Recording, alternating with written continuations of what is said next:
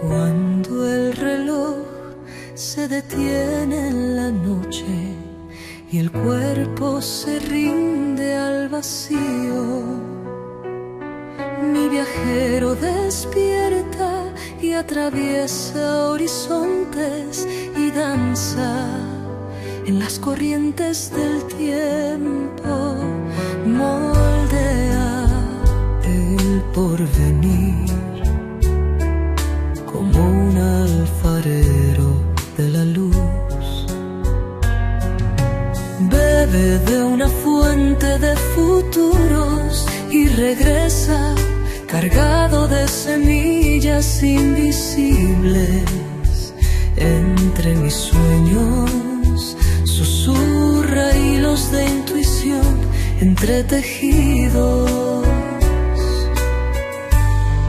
mensajes que cruzan lo eterno y me llegan como cartas al alba.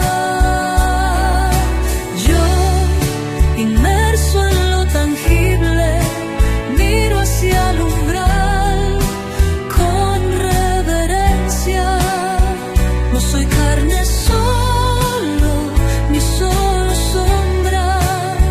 Soy un pacto antiguo que vibra entre dos mundos, una esencia desdoblada que busca encontrarse en la danza del tiempo. No temo al viajero,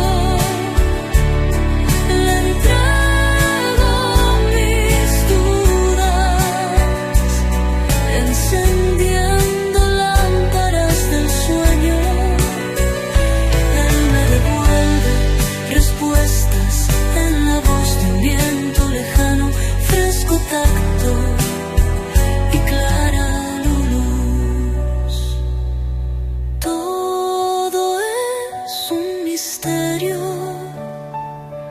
de amor, un abrazo, una llamada.